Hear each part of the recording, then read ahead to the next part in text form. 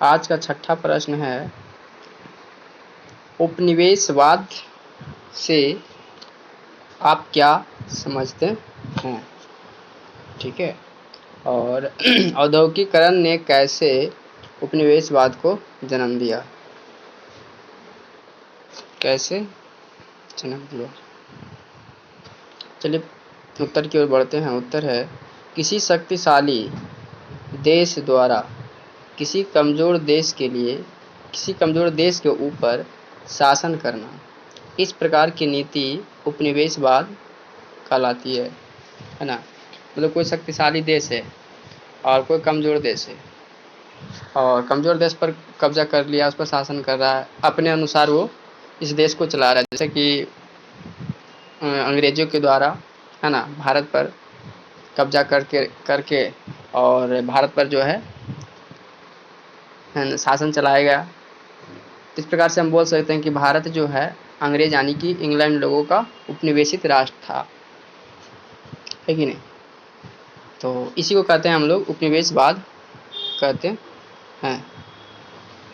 आगे है, औद्योगिकीकरण की शुरुआत सर्वप्रथम इंग्लैंड में सूती वस्त्र उद्योग से हुई, है कि नहीं।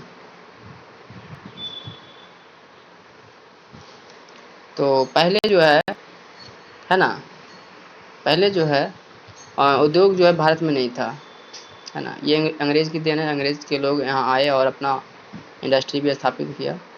तो सबसे पहले जो है इंडस्ट्री लगा, उद्योग लगा, इसकी शुरुआत सबसे पहले इंग्लैंड में हुआ था, वो भी सूती वस्त्र से हुआ था। ठीक है। और कहता है, विभिन्न प्रकार के मशीनें का आविष्कार तथा फैक्ट्रियों की स्थापना के साथ उत्पादन भी होना शुरू हो गया। अब इंग्लैंड में बहुत सारे फैक्ट्री लग गया, कल कारखाना लग गया, और वस्तुओं का बहुत उत्पादन होने लगा, मशीन बनने लगे, है कि नहीं। मशीन बनने लगे तो कहता है जितना ज़्यादा ज़रूरत पड़ते गया मशीनों का उत्पादन उतना होते गया। तो कहता है इन मशीनों को अधिकतम उत्पादन के लिए कच्चे माल की भी तो ज़रूरत थी। जैसे मशीन बनता, चाहे कुछ भी खाद्य पदार्थ बनता या फिर कुछ भी सामान बनता, तो कच्चे माल मतलब कि रॉ मटेरियल जो जिससे बनाया जाता है जो पदार्थ, वो ज़रूरत थी। तो इंग्लैंड में सारी वस्तुएं जो है उपलब्ध नहीं थी, कहीं ना कहीं दूसरी जगह से उसे मंगवाना पड़ता था, और मंगवा करके इंग्लैंड में फिर तैयार करता था। या फिर जो भी इंग्लैंड में वस्तुएं बनती थी, है ना, जो भी इंग्लैंड में वस्तुएं बनती थी तो उसकी खपत के लिए, है ना, उसका उपयोग के लिए आदमी भी चाहिए, जगह भी चाहिए, चाहिए कि नहीं चाहिए।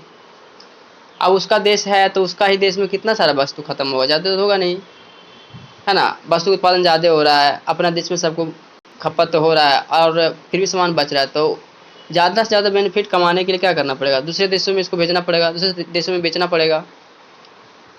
तो बस यही एक रास्ता ढूंढ रहा था कि कौन सा किधर भेजें, किधर किस देश को बेचें। तो कहता उसके बाद खपत के लिए एक बड़े बाजार की भी ज़रूरत थी, है कि नहीं। बाजार रहेगा तब न उसमें जाकर के अपना सामान सप्लाई करेगा, तो सामान बिकेगा। जितना ज़्यादा बिकेगा उतना ज़्यादा वस्तुओं का उत्पादन फैक्ट्रियों में भी होगा और उतना ज़्यादा लाभ भी होगा। उपनिवेशित स्थापित करने से इन दोनों ज़रूरतों की पूर्ति भी हो जाती। अगर उपनिवेशी मतलब कि कोई ऐसा देश है जिस पर हम कब्जा कर लें, है ना, और हमारे अनुसार चले, तो वहाँ भी हम अपना सामान बेच सकते हैं। अगर कच्चा मटेरियल उस देश से भी अगर प्राप्त हो जाता है तो वहाँ से कच्चा मटेरियल भी लेके चला आवेगा फ्री में या फिर कम दाम में, क्योंकि उपनिवेशित रहेगा तब। तो बस ऐसा ही देश का तलाश था। कमज़ोर देशों द्वारा कच्चा माल आसानी से भी उपलब्ध हो सकता था, जैसे बोलता उसे करता, उसको देना भी पड़ता, है कि नहीं। तो इसी समझ के आधार पर कमज़ोर देशों को उपनिवेशित करता गया इंग्लैंड, है कि नहीं।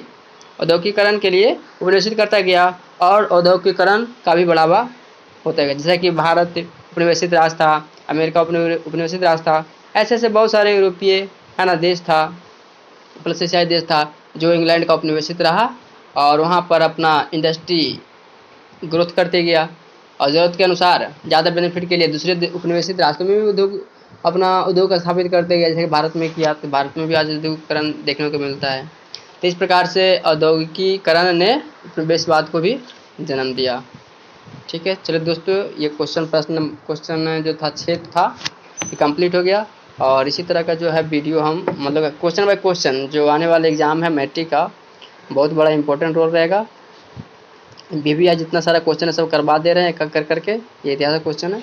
बाकी नेक्स्ट क्वेश्चन के लिए आप नेक्स्ट वीडियो देखेंगे। धन्यवाद।